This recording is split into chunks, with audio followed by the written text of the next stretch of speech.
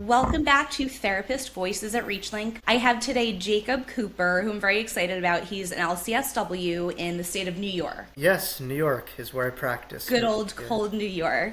So thank Yeah. you so much for being here. When I was looking at your website last night, there are, as you know, quite a lot of cool things that you do. I know you do a lot of speaking and that you're in private practice yourself. So I wondered if you would share with us a little bit about your background. And then there's something specific with one of your specialties that I wanted to dig into a little bit. So tell us a little bit about you and your practice and how you came to be Jacob Cooper, LCSW. My professional journey, was really shaped by a profound personal experience that I had as a young child. At just the young age of 3 years old, I had this profound near-death experience that was really influenced by having a condition called pertussis, otherwise known as whooping cough. Completely suffocated at a playground, and I had this incredible experience where I was just in heaven for a bit of time, and had this full-blown crossing over experience. And I think that experience really altered my worldview, but more importantly, it really shaped the work that I do as a therapist. When I had this near-death experience, it really allowed me to understand the notion that we're here to really uplift, each other and support, each other on our journeys. And there's certainly, a robust degrees of professional angles to do that. But I think, for me, the most direct and expedited manner to support someone else's journey was, really ingratiating myself in the mental health arena.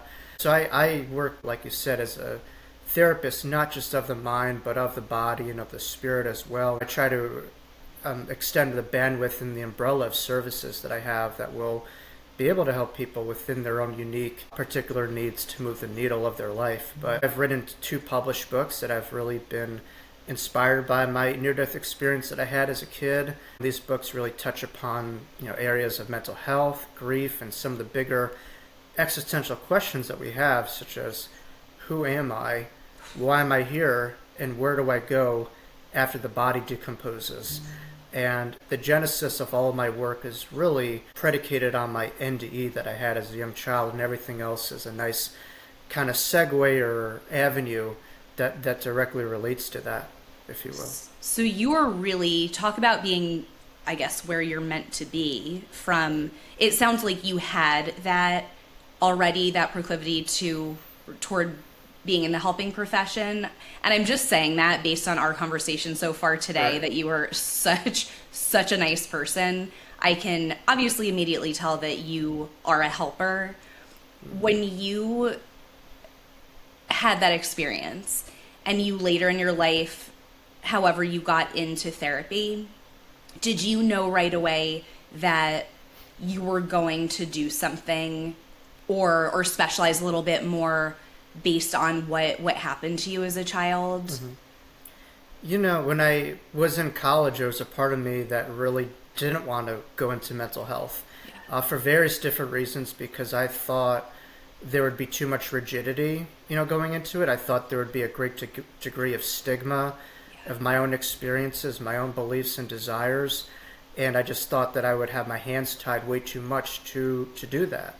And I've been pleasantly surprised at the degree of openness and receptivity, to it. I think mental health now, especially, it's slowly evolving, where now you're seeing infiltrated practices such as MBSR, mindfulness-based stress reduction, as a tool that's really rooted in CBT or dialectical behavioral therapeutic practices. So a lot of the Eastern-based practices are really making its way to a lot of the Westernized professions, whether that's medicine or mental health. Now when you go to a physical, the doctor will say, hey, I think you should meditate if your stress levels. That would never happen years ago.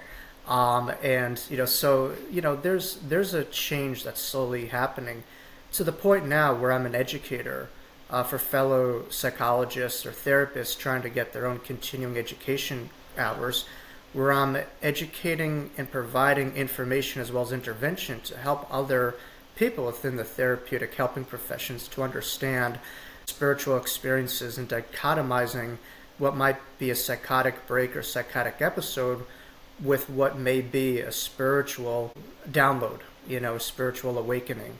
And so it's really giving people more tools to help people to navigate what their clients are going through in a more accurate and helpful manner. Are you always met with that being embraced, or is it ever like, wait a second, I'm not of that, I prefer things more rigid as a therapist? Do you come into that a lot where people just do not align, or is it more, oh yes, this really speaks to me? I've been quite pleasantly surprised. I mean, normally, in walks of life, you'll get 100 emails and one email that some will come from that angle, and that's usually what we focus on. But to this day, and I don't want to knock on wood, I've never had someone who's just totally tried to come at me. I mean, there was a part of me that just was very tiptoey or fearful of losing my license to practice, or, someone just trying to railroad my whole livelihood and career and my passions. And thank God that hasn't happened. I think one thing that, it was really a big first step of any type of work that I was really educated on in college was meeting the client where they're at. Now, that doesn't mean where you're at in your personal beliefs, but where they're coming from, and able to enter it through a place of understanding, compassion, empathy. And so I think all of life is really predicated on the lens that we're looking at it. And so when you're looking at people through maybe a pathologized lens, it's easy to find that exact experience through a pathologized lens. But when you're able to see it through a broader lens, you're able to then empower the clients to, in turn, expand their viewpoints and what they're going through, and to empower them to see it as they see fit.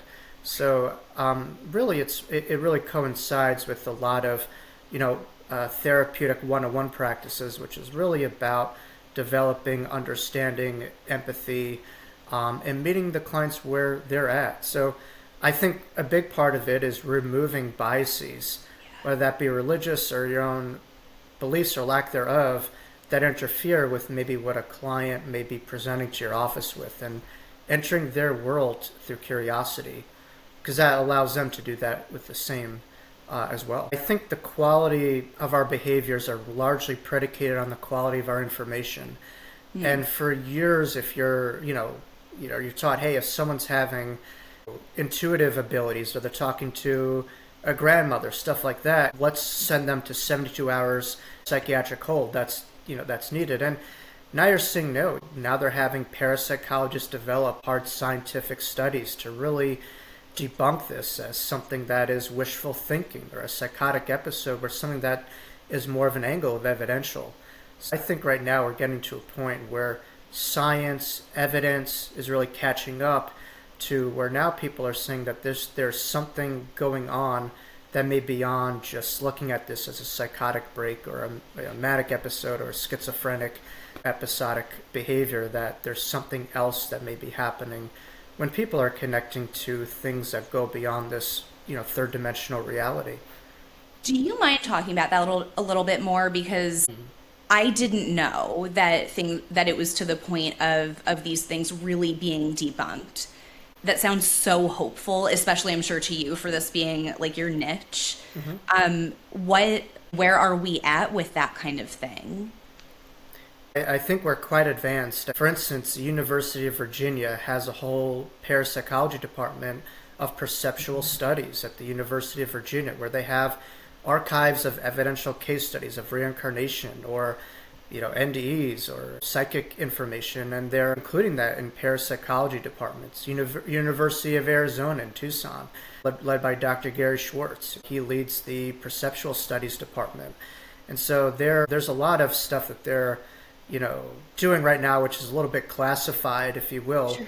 But there's, a lot of, these people are working on, for instance, I know at the University of Arizona, Gary is working on what's called a soul phone, which is literally a direct phone where you can call your loved one in heaven, which I know obviously right now they're having these devices called spirit boxes, which allows you to communicate. I would be a little bit kind of hesitant, because that could function a little bit as a Ouija board, where you could bring upon a lot of information or just energies that may not be your loved one, and it could be negative forces. But it's pretty cool in terms of what they're able to develop in terms of technology working with spirituality. And we'll have to see what comes out of that and where that goes. But there's a lot of, as technology and spirituality and science are not in separate entities, there's emergence of them. That's what you're seeing in some of these laboratories, where hopefully that could help out someone to really navigate their own beliefs or grief journeys, and feeling a sense of evidential understanding of the nature of life and the continuity of the soul, if you will. It seems like that the timing is kind of perfect for you almost, because I mean, I imagine, just speculating, that you have had the life that you have and the experiences you've had, and been so specialized, and now things are at a place where I'm sure it's such a relief to you of, oh my gosh, we're getting somewhere. Oh yeah, and to preface, I wouldn't be talking here today, Jessica, without so many people who have taken much bigger career risks than I have and have really paved the way. I mean, one individual that I'm close with is Dr. Raymond Moody. He, in the 70s, had a dual doctorate degree in both philosophy and psychiatry. And he had students that were coming to him when he was a professor, and they were describing these types of phenomenons. And he developed research and case studies that led to his best-selling book called Life After Life, in which he was able to give a term for these phenomenon and what he terminologized as a near-death experience, or NDE. That was him. Like, he named it to tamed it, if you will, which didn't come with a lot more pushback that I will ever face and a lot more career risk. He had a very comfortable life working in academia, and he could have just kind of did what he needed to do. But people who change the world, it doesn't come without detractors or people who don't come at them, but the end result is years after they're gone, they're going to be remembered, versus a lot of the other people who are just kind of living in their bubbles and silos, regurgitating what they've been provided, really didn't add to things or expand on their professions. And so I think it's daring trailblazers who are able to take the hits and take those risks. There's a lot of rewards that come through life, and lives have been changed and probably saved. I use that word saved because there's another researcher named Dr. Bruce Grayson, who is one of the biggest NDE researchers. He was just on the Oprah Winfrey podcast as well. But Bruce once had someone that came up to him and says, "Your work on near-death experience research changed and saved my life." And he just stopped the person and he said, "Mine too." So this is like a big medical doctor who's been researching this stuff. And I'm so thankful for these people, because their academic and professional backgrounds gives a lot more safety, Yeah. And foundation for people to develop a sense of trust and comfort to explore these topics. And there's a lot more weight that comes with their backgrounds and licensures, that maybe someone else doesn't possess, if you will. When I was a kid, my dad was really into this author, and he found out this guy was speaking someplace in Florida, made me go with him. And we got there, and it was, remind me the person's name who did Many Lives. So yes, this is Dr. Brian Weiss, who's, I think, Brian Weiss. if I'm not mistaken, a Boca resident or lives in Southern Florida. I know he, is affiliated with Miami, but he might have went to University of Miami or worked there perhaps, but he was an Ivy League graduate from Yale. He was a Yale-trained psychiatrist.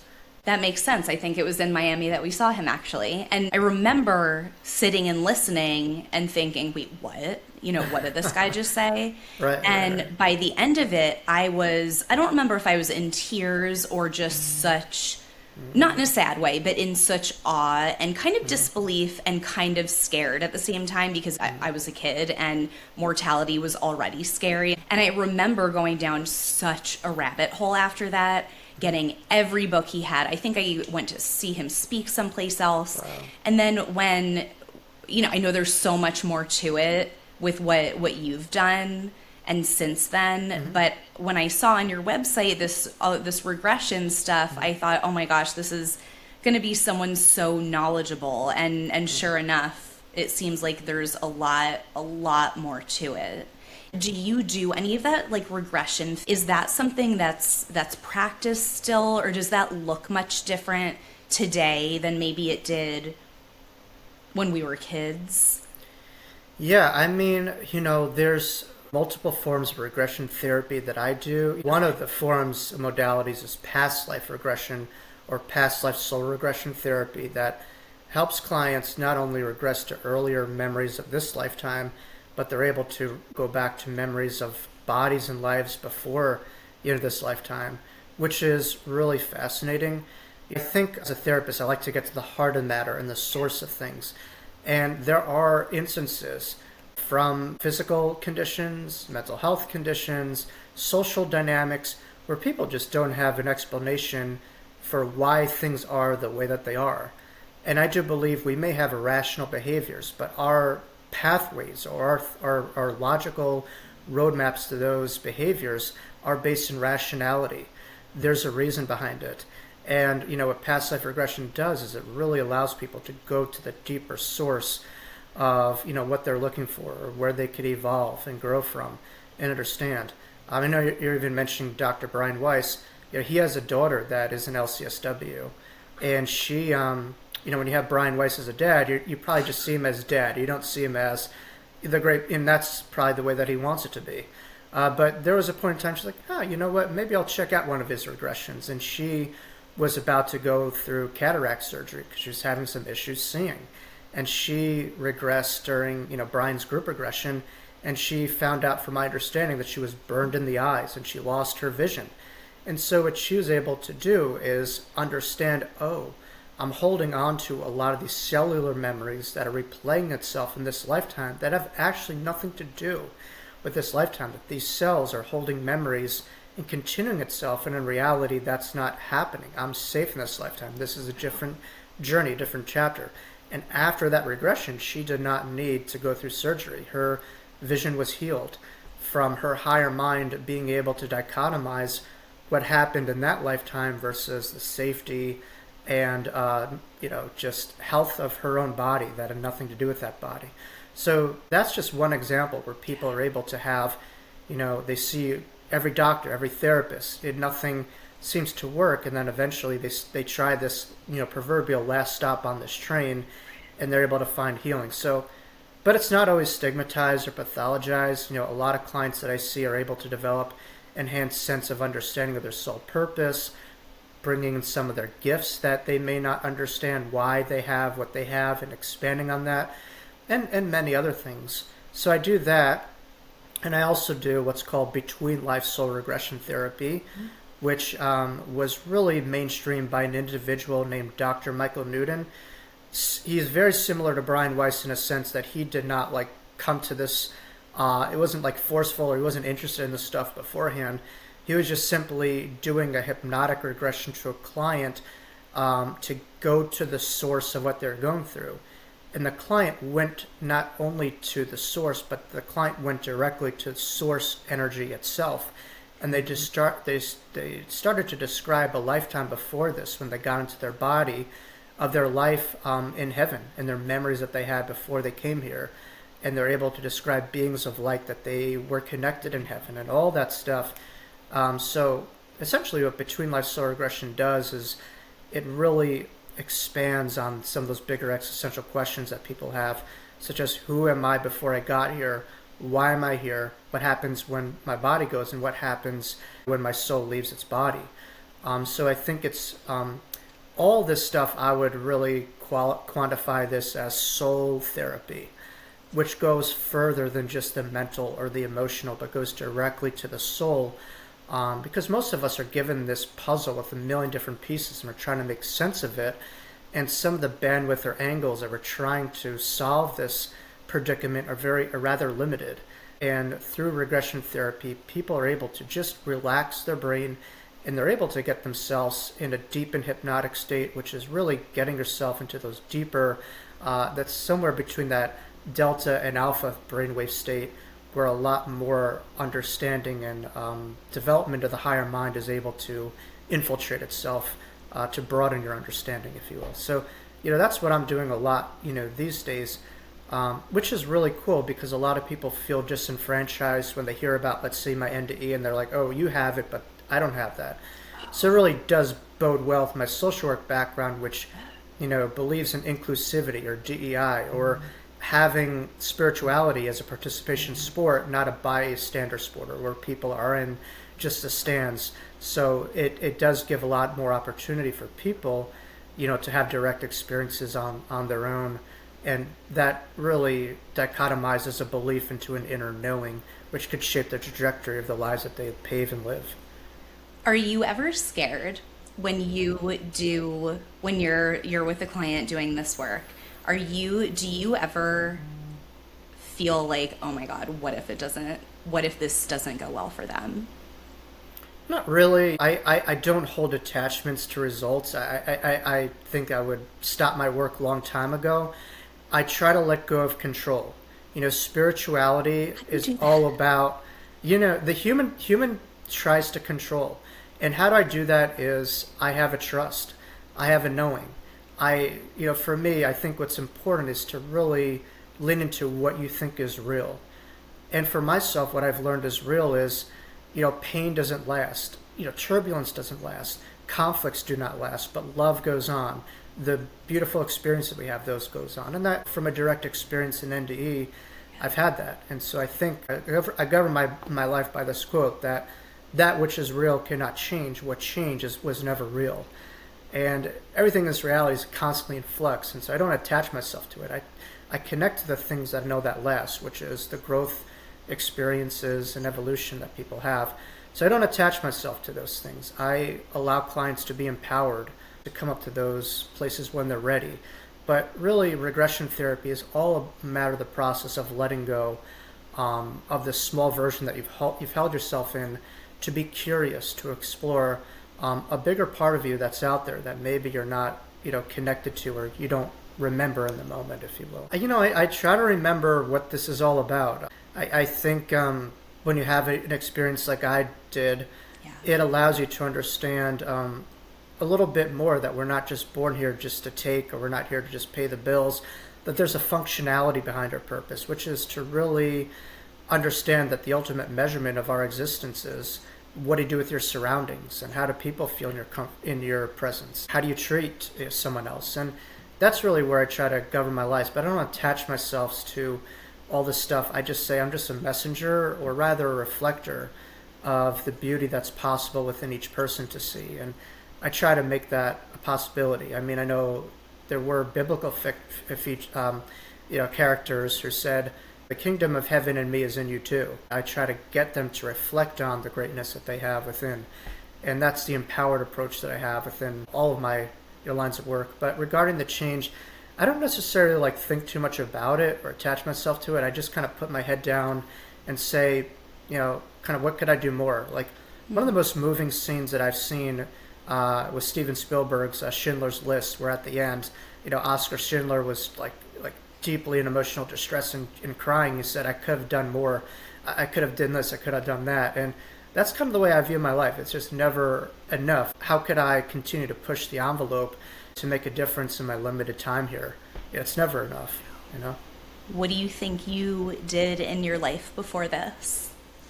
Or do you know? I have an inner knowing that certainly came, and I think that was very much tied into my NDE. Mm-hmm. Essentially, I had a lifetime in which I crossed over due to suicide, and that's been evidentially read by intuitives prior to me ever saying a word publicly. Really? So I knew in my last lifetime that was definitely strongly related to this lifetime. But I do think the concept of my NDE, in which I was purely suffocated, there was no human breath to hold on to as a result of whooping cough, I learned at that moment the power of surrender, in which my own human breath was taken. I surrendered to, in our language, the Hebrew language, the word for spirit is ruach, or the wind or the breath of God. And so I surrendered to that eternal creative life force. And that's the work that I try to do when clients are feeling very stuck. Instead of fighting, it or suffering. Pain is inevitability. Learning how to surrender to the energy inside of you, not always having to doing that on your own, relying on your support systems. And I think once people are able to surrender to forces around them in their immediate lives and the energy inside of them, they can understand that there's something impenetrable inside of you that can navigate anything. And that's really what near-death experiences point to, that not even death can stop you of the body. It really, helps people understand that you're virtually unlimited and invincible and unstoppable. You just have to, really remember that piece. Remember who you are, that you're not what's happening outside of you, that you're this great force that is eternal and that has enough resources and bandwidth to handle whatever you're thrown to at your life. You do have such a way of making things not seem scary. Really, the stuff you're talking about, especially to someone that might not know anything about this, could be very, oh my gosh, that's terrifying. Wait a second, I don't want to know. But the way that you're explaining it in such a succinct way makes it so approachable. We try to keep it that way. We try to keep it grounded. And that's exactly what's needed. The unknown could be very scary. I could fully understand that. Particularly when it comes to death, when you think that you're just a body, and once this body goes, you go too. Logically, that makes a great degree of sense to have immense amount of trepidation. Imagine losing something that you've known as you know it and not having that continue. That's a tremendous fear. But I do believe that you could look at things through so many different lenses, and trepidation, fear could be that lens, where curiosity and openness could lead to that. And I think that allows you to be more safe. It could be that we're totally wrong about this, and this is all fabrication of the mind and all that stuff, which really there's hard research and evidence to point the other way. But let's say all this is a fabrication. Well, people who believe in this stuff tend to have happier lives. They tend to have a lot more resolve and resilience. There's a perseverance. There's a degree of a more purposeful movement, intentional living. And so let's say we're all wrong. Well, you had a heaven on earth while you were here in many ways, and governed your life by fear. That, to me, is the closest thing to hell on earth. So I think it's a matter of decision as to what information do you want your life to be driven by, and based on that information, where is that car going to go? What are some of the destinations and roads that they're going to go at? And I think it all comes down to flexibility and being open to something else beyond maybe what you're taught, or a lens that you're used to seeing the world as such with. Something that keeps going through my head that I'm just going to ask you, and you don't Sure. have to answer. Has Judaism and our beliefs had any impact on your learnings of this when we're talking about heaven and afterlife and before? No, absolutely. I mean, I was, brought up in a home that really much valued, traditional Jewish values. And I think that really supported my journey, if you will, because, in a way we were focused on meaning, we were focused on a bigger purpose, and we were focused on light. And, Judaism is one path up that mountain to find it. I don't think it's a one-size-fit-all. But I think the way it was presented was a little bit of a turnoff. There was a little bit of a dogmatic element that I don't think was reflective of the beautiful, beauty that's, found within Judaism. For instance, all these things that I'm referencing are rooted deeply in Jewish mysticism. If you look at, Kabbalistic teachings, the tarot, astrology, past lives, all of these things, chakras, and certainly I'm not a Kabbalistic expert at all. I'm actually learning a little bit about it now as we speak. But I find that, that's deeply rooted within tradition. Elements of dogma, control, all those things are pieces that turn some people off. Some people, they love the structure. They love that piece. So I would say if it's helpful to you, why concretize that? Why judge that? Why put that away? I think it's all a matter of what's resourceful and helpful. But I do think what's helpful with Judaism and what I've learned is relating it to a way that makes sense for you. Yeah. And the beautiful element that I found with Judaism is you could be a Christian and an atheist, and you're considered an atheist, where if you're born a Jew, no matter what you believe in, that is a part of you.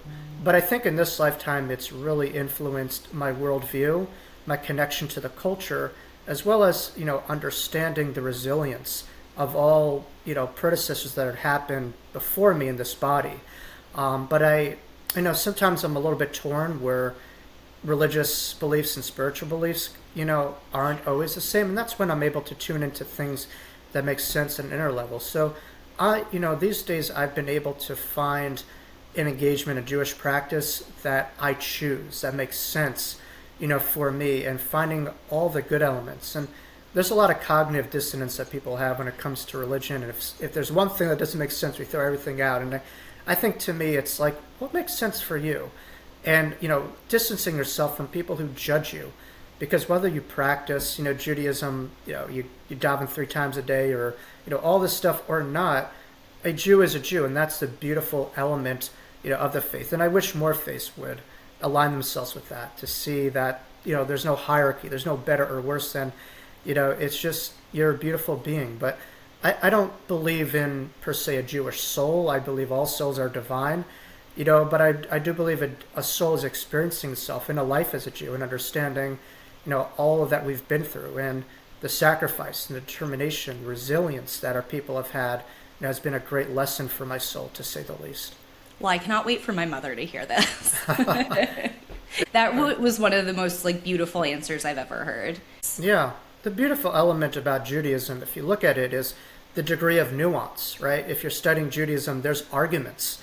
They're trying to figure things out. And so when someone asks me, how do you define mental health? I would say flexibility. So to me, Judaism is a very healthy belief system in a sense that at its core, there's a lot of nuance and argument and making sense of things. Other belief systems that say, this is the way, there's no other way. And that influences behaviors. And that's, you're seeing that on a bigger global scale. But the degree of nuance and also the degree of love of life. People practice Judaism are some of the documented happiest people on the planet, and for good reason. They have a resilience, but also a tremendous joy for life. They love life. They love celebrating life. They love turning the sacred into the mundane. So these are all principles that are at my phyla beliefs, spiritual belief system. So sometimes there's daylight between the religious practice and my spiritual practice, and sometimes the deep-rooted mystical elements in spirituality are really universal principles held within deep Kabbalistic teachings.